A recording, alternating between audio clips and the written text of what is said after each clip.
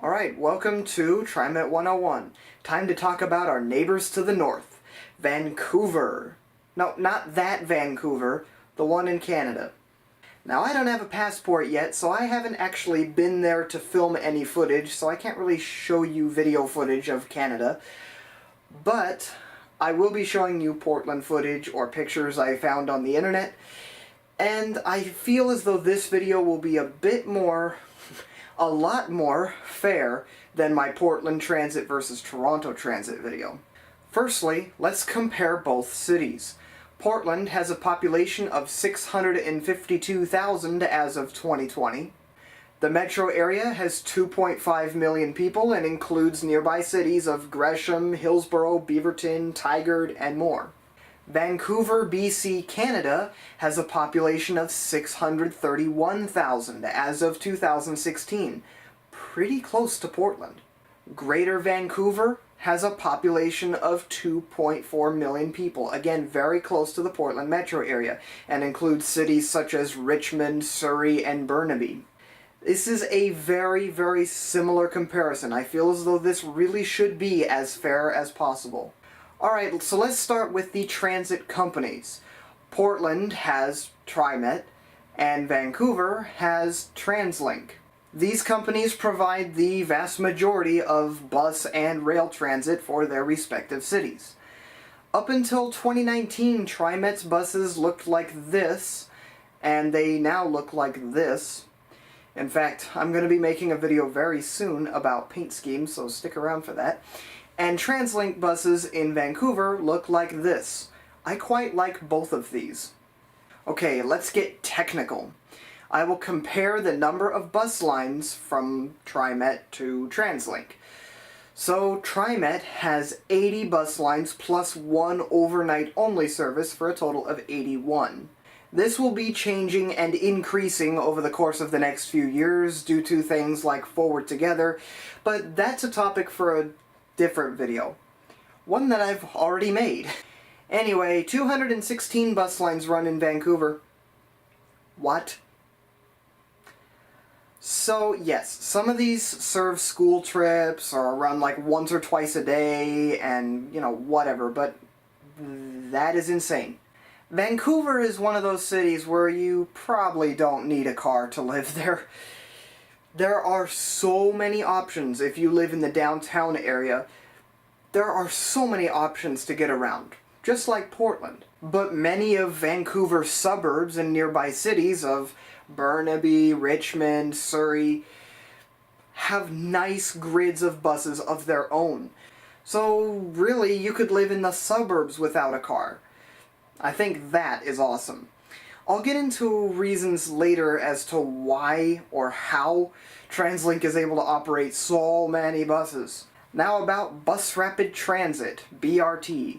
TriMet has FX2, which opened back in September, and is quite nice. I like it a lot. Vancouver has a little network for Rapid Bus, very similar name to Rapid Ride. I wonder where the inspiration came from.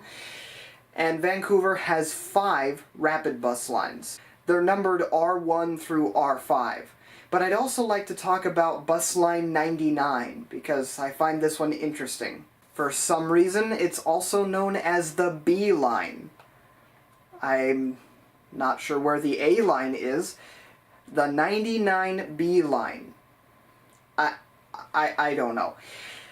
But this is the busiest bus route in Canada and the US. It is insane. If you look at the schedule for the 99, buses depart every 3 minutes almost all day long. TriMet's most frequent bus is, well, that's kind of a hard question to answer. Line 1 runs at 5-minute frequency, which is actually really good. Until you realize that those are the only 2 trips of the evening rush, and these buses were designed to transport high school students. So the first bus fills up, so they need a second bus just a few minutes behind it.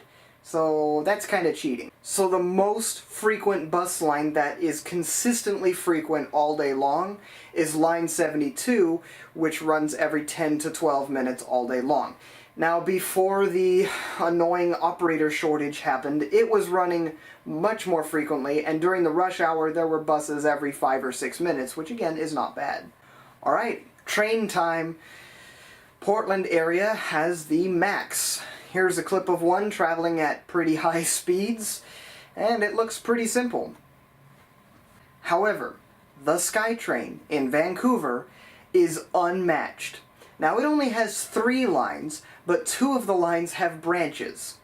The SkyTrain is a light metro system rather than our light rail system. There is a difference. They opened around the same time, SkyTrain in 1985 and MAX in 1986. However, SkyTrain's ridership is way higher than Portland's. If you ride MAX and think it's crowded, yeah, more people use the SkyTrain. But it's not like people are so crammed in that they're practically falling out of the train. So how is this possible? Frequency. TriMet runs their trains at 15-minute frequency. Now there's a lot of interlining happening, so really it's a train every 7 to 8 minutes, or even as little as 5 minutes between Rose Quarter and Gateway. Vancouver, every line runs at 6-minute frequency. Actually, let me correct that. Every branch runs at 6-minute frequency. The Expo and Canada Line trains have branches, and so if each branch is getting trains every 6 minutes, then that means the majority of the system actually has trains every 3 minutes, all day long. I mean, that's more frequent than most subway train lines in New York. It's crazy. Now, the Millennium Line gets trains every 6 minutes all day long, and it does not have a branch. Poor Millennium Line. However, the Millennium Line is currently being extended on the exact same corridor as the 99B line bus that I talked about earlier. So this could, and in fact most certainly will, dramatically increase the ridership on the Millennium Line, and I expect frequency will probably be more like every 4 or 5 minutes all day long. This is entirely speculation. I'm not sure if there's actual information on this. There probably is. But the general idea is you show up to the station and you hop on the train. You never look at a schedule, and you never even need to see how frequently the trains are supposed to run. You show up and you hop onto the train. That's it. How much higher is the ridership? Well, I'm glad you asked. In December 2019, MAX had a ridership, a daily ridership, of 82,390. SkyTrain had an average weekday ridership in the third quarter of 2019 of 526,000. That is 6 times the ridership. Let's compare system length. Portland MAX has a length of 59.7 miles, and Vancouver SkyTrain has a length of 49.5 miles. What? We actually beat Vancouver in something? Amazing. Our light rail lines can get really long. The blue line takes 1 hour and 40 minutes to go from end to end. I have an entire video if you want to cook up some popcorn and relax for 1 hour and 40 minutes. I'll put the link up here, but I probably should refilm the video because it's kind of outdated at this point. But yeah, the lines are very long. However, something that makes the SkyTrain really cool is how it's operated. Now, I want you to meet a special guest. I have a friend who actually works as a train operator for the SkyTrain. Here.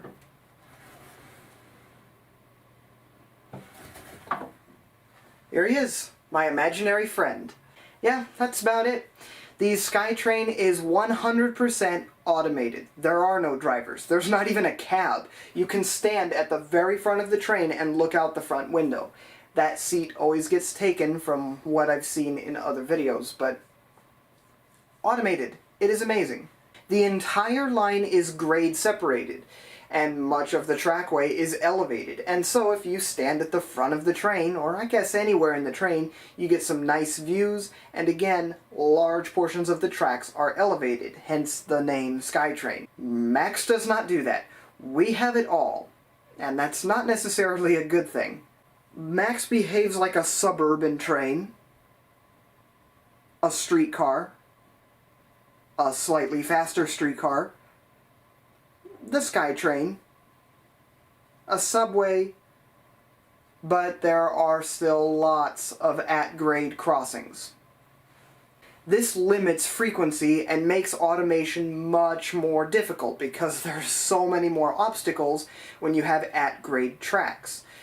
And I think this is probably one of the big reasons why Vancouver is able to have so much bus service. There's no need to train operators to operate trains when there are no operators. So more for buses and high frequency, high coverage. It's kind of a win-win. So now for commuter rail. I gotta be honest with you, I'm not a big fan of either city's commuter rails. The Portland area has the WES, which you may have never even heard of. It has terrible frequency. It has ridership that's usually under 1,000 a day, and is just filled with problems. Vancouver has the West Coast Express. Cool name, but it runs at pretty low frequency, and it runs in peak direction only, which I am not a fan of. At least its ridership is pretty high, and it uses the bi-level train cars. I mean, these are the Sounder train cars. They're the only ones I've actually been on, because again, I've never been to Vancouver, so you get some footage of some Seattle bi-level cars, but yeah, they use these. The WES is 14.7 miles long, and the West Coast Express in Canada is 43 miles long. Yeah, the WES is pretty lame. I do have a video riding it if you're curious, but it's pretty lame. Other cool things. Vancouver has trolley buses, the only such system still operating in Canada. They have 40-foot and 60-foot versions. Now, I have been on trolley buses. I've been on Seattle's trolley buses, and I really enjoyed riding them. Probably the most fun I've had riding a bus. I would say those come in first place for how fun they are to ride. And coming in second place is probably the double-decker bus, which Seattle also has, and Vancouver also has. So, yeah, you guys have cool buses. And what's cool about the trolley buses is they're almost exactly the same as our 2900 series buses. They're almost the same model number, just trolley bus form. The E40 LFR is the 40-foot trolley bus, and the E60 LFR is the 60-foot version. I will say, if your system has trolley buses, I kind of automatically like it and want to try it out. Now for something that Portland has that Vancouver surprisingly doesn't, and that is streetcars. Although I do believe some streetcar lines are and were being planned, and there was a strange thing with the Olympics a while ago where they operated and then discontinued a streetcar service. That's just weird. But I'm talking the modern streetcar. Yes, we already have light rail that operates like a streetcar in downtown, but we also have a dedicated streetcar system. Portland has the US's largest modern streetcar system. And it's one of the few that I consider to be okay-ish. Here's a view of what it looks like to ride down Southwest Harrison Street in Portland. Not bad. Another thing I'd like to briefly mention is articulated buses. TriMet has been kind of frustrating me over the last few years with the lack of articulated buses. So much so that I am probably going to do a separate video on this later, but I'm comparing Portland's fleet and what it consists of with other transit agencies to see if we have things to be catching up on, and one of these is articulated buses. Vancouver, BC, despite having similar population levels and a lot of similarities really, has a ton more articulated buses, even the trolley buses. It's one of only a few systems to have articulated trolley buses in the US or Canada. So it's something I really, really, really think TriMet needs to be working on more so, because the only articulated buses we have is for our BRT line. It's only where it's absolutely required is where we're putting the articulated buses, even though recently ridership is definitely starting to return to normal on many bus lines. And I've been on a 12, 15, 20, 57, 76. These are all local bus lines to me. that get incredibly crowded, and they don't have articulated buses. So again, Vancouver wins with that. I will be doing a separate video on this topic too, but I'd like to briefly mention development. Since the SkyTrain opened, lots of development has happened in the area, and it has pretty much allowed people to live in many parts of Vancouver without a car. And again, Portland does this quite well as well. Take a look at this glorious grid of buses for Northeast and Southeast Portland. This is awesome, and again allows people who live in any of this area to get by without a car unless they absolutely need one. It's better for the environment and reduces congestion, which makes the buses go faster. However, getting back to development, several cities in Vancouver area, such as Burnaby, Surrey, Richmond, have sprung to life with high-rises.